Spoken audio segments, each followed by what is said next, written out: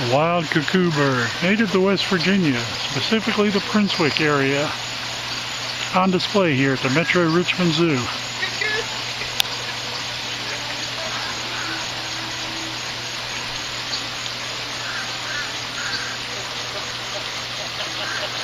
It has been known to escape. Look, it's breaking loose. Someone call security. Don't go near it. It can be a very dangerous creature. Oh my goodness, it's attacking a patron of the zoo.